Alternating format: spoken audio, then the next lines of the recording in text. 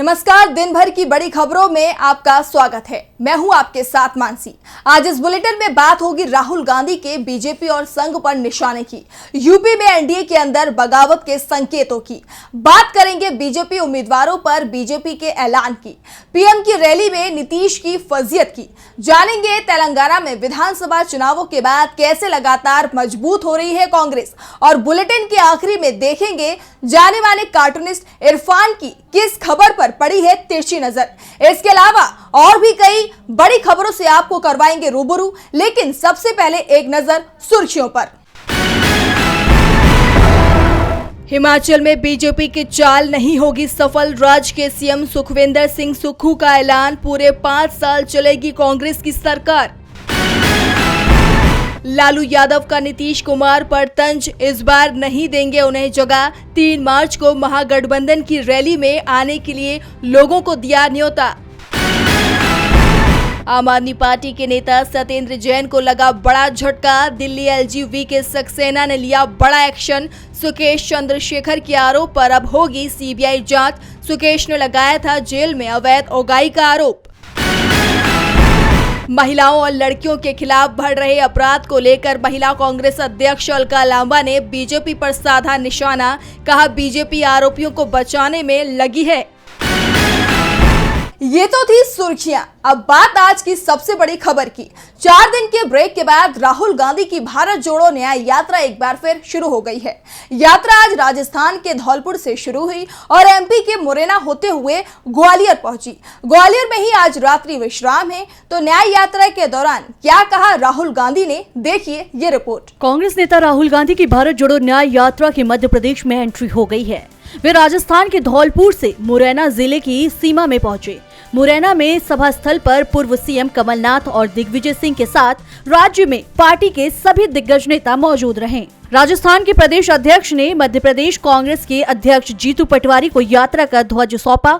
इसके बाद राहुल गांधी ने मुरैना के पिपरई में डॉक्टर भीमराव अंबेडकर स्टेडियम में जनसभा को भी संबोधित किया, जिसमें राहुल ने कहा, हमने भारत जोड़ो यात्रा भी निकाली थी जिसमें हजारों लोग हमारे साथ चलें, क्योंकि देश में बीजेपी और आरएसएस नफरत, हिंसा और डर फैला रहे हैं। आप जानते हो कि विपक्ष की बात मीडिया में तो आती नहीं है, तो हमने सोचा सीधे जनता के बीच जाकर अपनी बात रखें। इसलिए आजादी के बाद शायद कोई 4000 किलोमीटर की यात्रा किसी पार्टी ने की।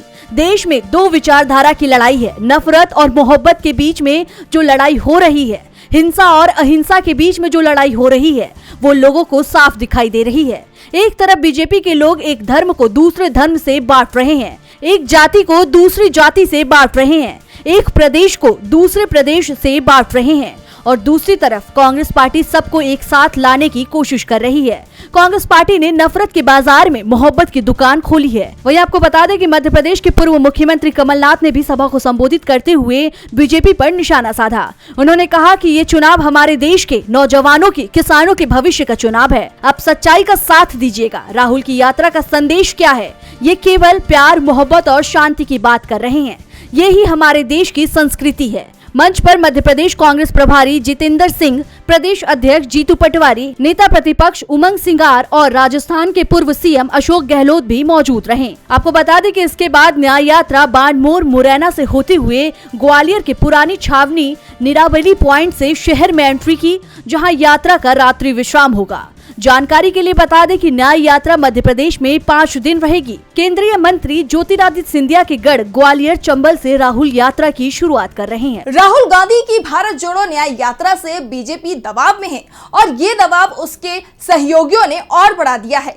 दरअसल लोकसभा चुनावों को लेकर सीट बंटवारा बीजेपी के गले की फांस बन गया है। यूपी में तो सहयोगी दलों ने बड़ी बगावत का संकेत भी दे दिया है, जिसके बाद बीजेपी हाईकमान नाराज सहयोगियों को मनाने में जुटा है।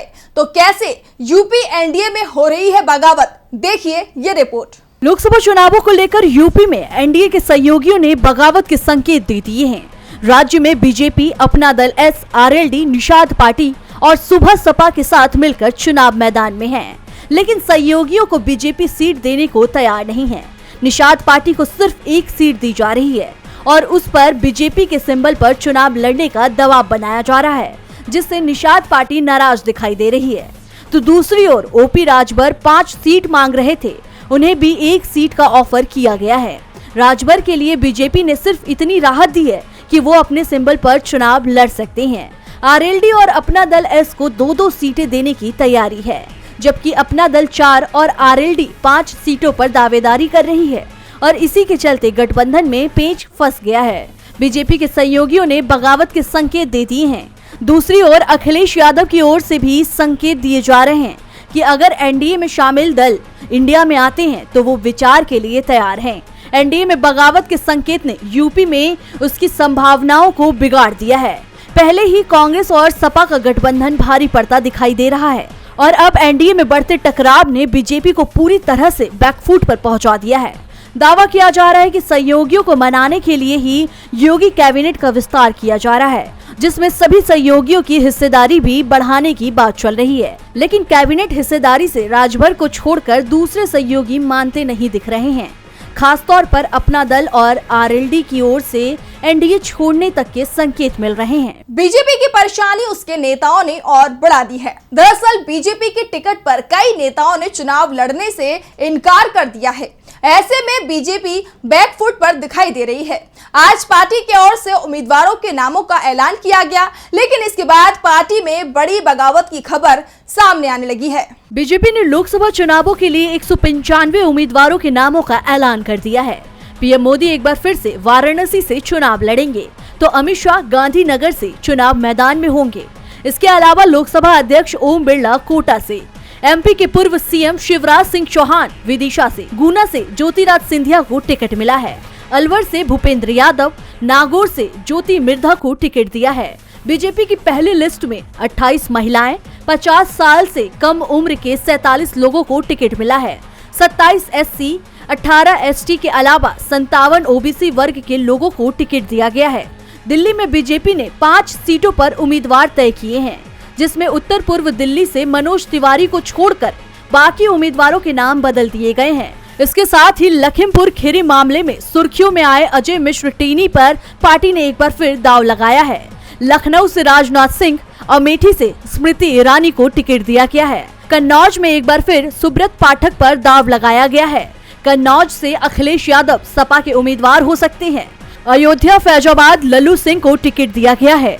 फिलहाल बीजेपी की पहली लिस्ट को लेकर सहयोगियों में खलबली मच गई है। खास तौर से मुजफ्फरनगर सीट पर संजीव बालियान के टिकट के ऐलान ने आरएलडी को नाराज कर दिया। दावा किया जा रहा है कि यहां से जयंत चौधरी आरएलडी का उम्मीदवार उतारना चाहते थे और इसी मुद्दे पर उन्होंने सपा से गठबंधन तोड़ा था और अब बीजेपी ने भी जयंत को किनारे कर दिया है। ऐसे में आरएलडी में एनडीए छोड़ने पर मंथन शुरू हो गया है। बीजेपी के लिए इस बार चुनाव में कई चुनौतियां दिखाई दे रही हैं और उसकी ये चुनौती इंडिया गठबंधन ने और भी ज्यादा बढ़ा दी है। दांव पर पीएम मोदी की लोकप्रियता भी है।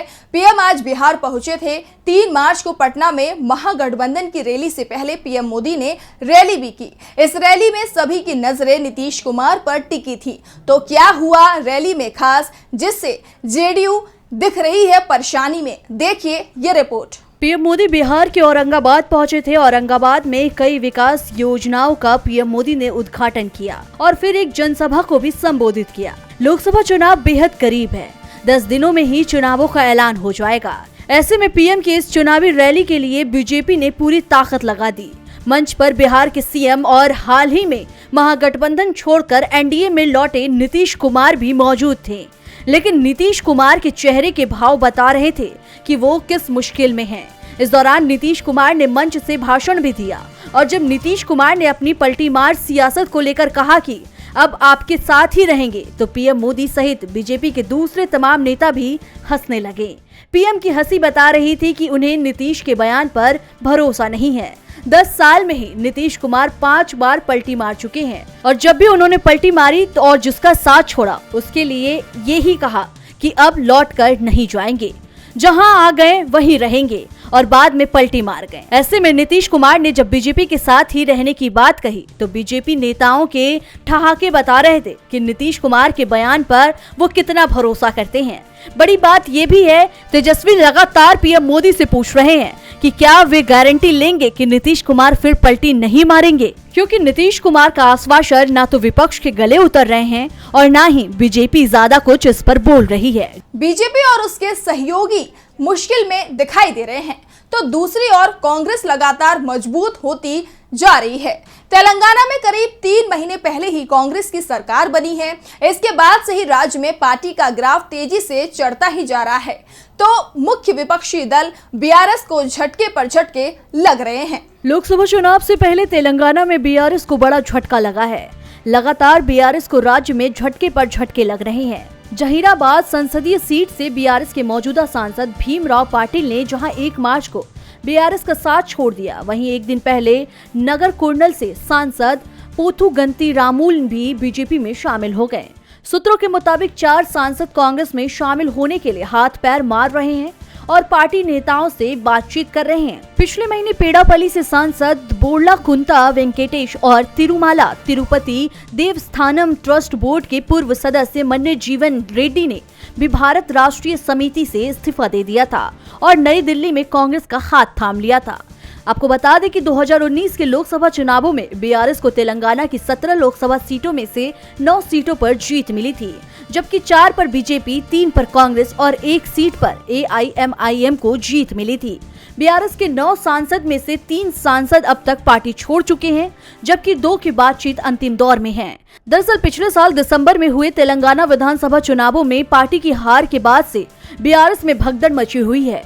विधानसभा चुनाव में पार्टी की करारी हार से जहां केसीआर अभी तक उभर नहीं पाई है, वहीं बीआरएस के सांसद या तो कांग्रेस में जा रहे हैं या बीजेपी में, या फिर लोकसभा चुनाव लड़ने से बच रहे हैं, जिससे ये माना जा रहा है कि राज्य में बीआरएस का जनाधार तेजी से खत्म हो रहा है और कांग्रेस लगातार राज्य में मजबूत होती दिखाई दे रही है। बीआरएस के आधे से ज्यादा सांसद पाला बदलने की तैयारी में हैं।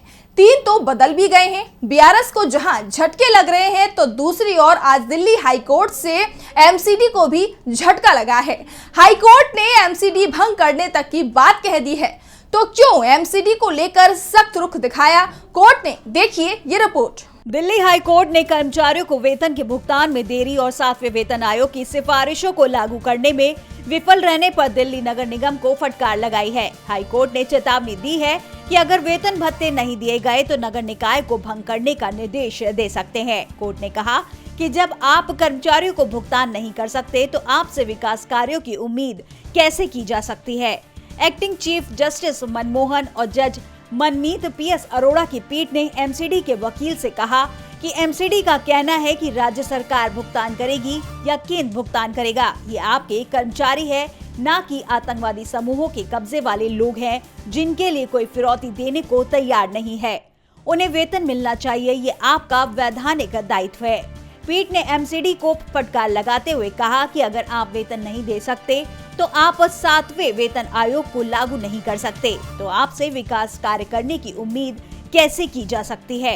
कौन सा ठेकेदार आपके लिए काम करेगा। कोर्ट ने आगे कहा कि आपको ऐसा लगता है कि मानो यह कोर्ट दान पुण्य है जो आप कर रहे हैं, ये वैधानिक बकाया है, हर महीने तो वो आ नहीं सकते, आपको समय पर भुगतान करना होगा, ये इस तरह लंबा नहीं खिंच सकता। खुद को आर्थिक रूप से सक्षम बनाए, यदि आप नहीं कर सकते तो आपके पास रुकने का कोई काम नहीं है, इससे कुछ बेहतर सिस्टम सामने आना चाहिए। उधर एमसीडी के वकील ने कहा कि निगम एकीकरण के बाद स्थितियों में सुधार हुआ है, जनवरी महीने तक का वेतन और पेंशन का भुगतान किया है। इस पर पीठ ने कहा कि वो इससे बेहतर प्रणाली का इस्तेमाल करे। एमसीडी के मामले में तो दिल्ली हाईकोर्ट ने सख्त रुख दिखाया है, लेकिन किसानों के मामले पर अभी भी सवाल बने हुए हैं। बीजेपी सरकार किसानों को दिल्ली आने से रोकने में जुटी है, इसके लिए पूरी ताकत लगा दी गई है। हालात ये हो गए हैं कि अब किसान भी कहने लगे हैं कि सरकार चाहती है कि हम लोग दिल्ली नहीं बल्कि लाहौर चले जाएं। तो क्यों किसानों की बढ़ती जा रही है नाराजगी, देखिए ये रिपोर्ट। किसान एक बार फिर अपनी मांगों को लेकर आंदोलन कर रहे हैं। करीब 3 सप्ताह हो चुके हैं। किसान दिल्ली आना चाहते हैं, लेकिन बीजेपी सरकार ने उन्हें रोकने में अपनी पूरी ताकत लगा दी है। इसी बीच किसानों की बढ़ती नाराजगी के बीच अब किसान नेता ही कहने लगे हैं कि दिल्ली से तो नजदीक लाहौर है, दिल्ली पहुंचना मुश्किल दिख रहा है। सरकार ही नहीं चाहती कि किसान दिल्ली आए। सरकार ने किसानों को रोकने के लिए ऊंची नुकीले कटीले तार लगाए हुए हैं। उसे पार कर पाना इस बार किसानों के लिए आसान नहीं है। ऊपर से किसानों पर सुरक्षा बल की ओर से जो बल प्रयोग हो रहा है, उसने किसानों का गुस्सा और भी ज्यादा बढ़ा दिया है। सवाल पूछा जा रहा है कि किसान दिल्ली नहीं जाएं तो क्या लाहौर जाएं? पंजाब कांग्रेस के अध्यक्ष अमरिंदर सिंह राजा वारिंग ने कहा कि जिस तरह से पंजाब हरियाणा बॉर्डर पर नाकाबंदी की गई है, वो भारत पाकिस्तान सीमा की याद दिलाती है। इस बीच 3 मार्च को किसान दिल्ली कूच को लेकर बड़ा फैसला करेंगे। दरअसल जिस तरह से किसानों पर बीजेपी सरकार सख्ती दिखा रही है, उससे किसानों का समर्थन भी बढ़ता जा रहा है। और बुलेटिन की आखिरी में देखते हैं जाने माने कार्टूनिस्ट इरफान की किस खबर पर पड़ी तिरछी नजर।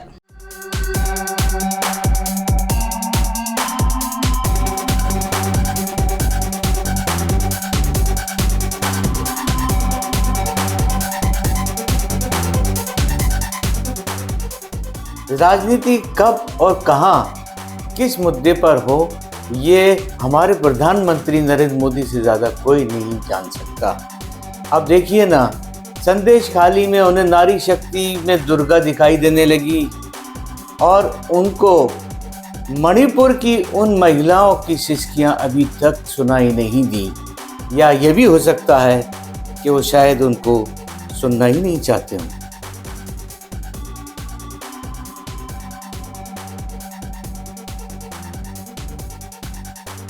बहुत बहुत शुक्रिया इरफान जी। तो आज इस बुलेटिन में इतना ही। आप देखते रहिए डीबी लाइव। नमस्कार।